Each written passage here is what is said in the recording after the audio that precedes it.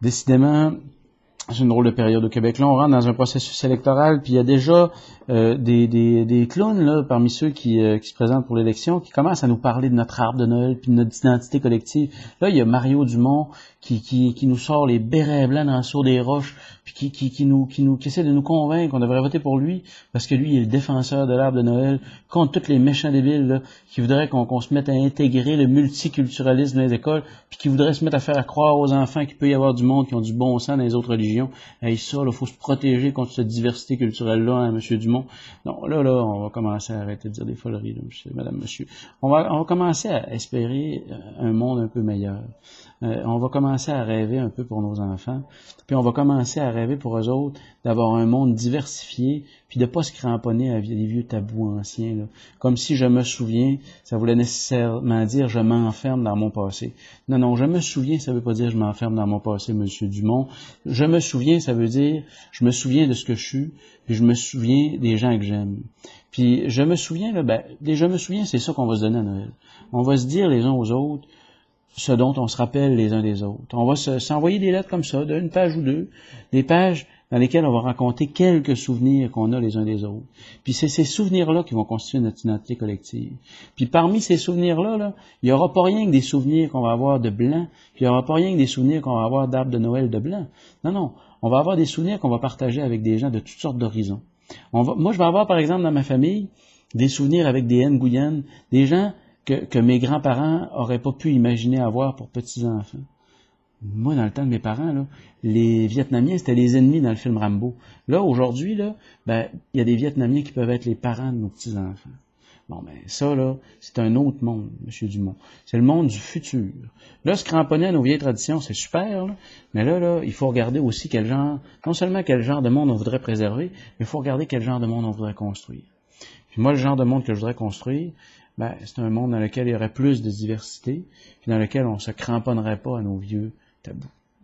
Un monde dans lequel on regarderait aussi les fêtes des autres. Un monde dans lequel on regarderait aussi qu'est-ce qu'ils mangent les autres quand ils font leurs fêtes.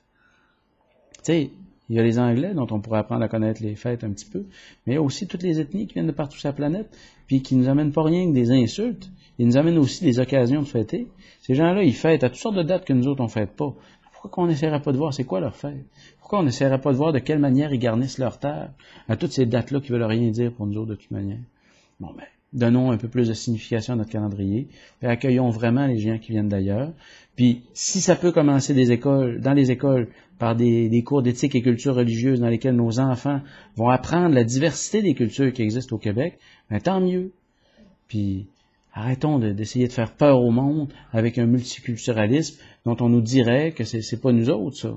Oui, c'est nous autres, ça, le multiculturalisme. C'est nous autres, ça, de rêver d'un monde plus sain pour nos enfants. Tiens, on va faire un exercice de philosophie cette année. On va faire un exercice de philosophie.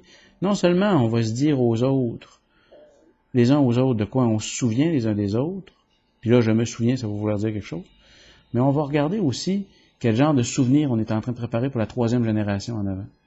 Là, il y a des élections qui s'en viennent, là. Pour ces élections-là, on va réfléchir aux différents partis politiques en se demandant si nos arrière-petits-enfants seraient contents du monde qu'on prépare pour eux autres, en choisissant chacun de ces politiciens-là. On va regarder les politiques de M. Charest, on va regarder ce qu'en diraient les enfants des enfants de nos enfants. On va regarder ce que M. Dumont essaye d'agiter comme épouvantail, on va regarder ce que nos arrière-petits-enfants penseraient de ces épouvantails-là. Puis on va regarder ce que Mme Marois propose, on va regarder ce que les hurluberlus, anciens membres de son parti, proposent, on va regarder tout ce que ce monde-là propose, puis on va essayer de voir ce que nos arrière-petits-enfants penseraient. Puis, on va regarder aussi Québec solidaire puis le Parti vert. Puis on va regarder ce que nos arrière-petits-enfants penseraient de ces partis-là.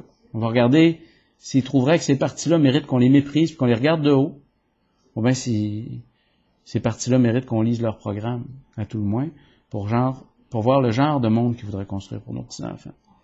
Puis là, je me souviens, ça va vouloir dire quelque chose. Parce que quand ces petits-enfants-là vont avoir grandi, là, eux autres aussi, ils vont dire « je me souviens ».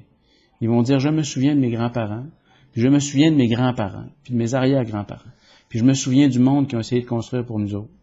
Je me souviens de comment ils ont voté en 2008. Je me souviens du genre de politiciens puis de rêves qu'ils ont choisi de suivre. Je me souviens aussi de ce qu'on faisait aux États-Unis à la même époque.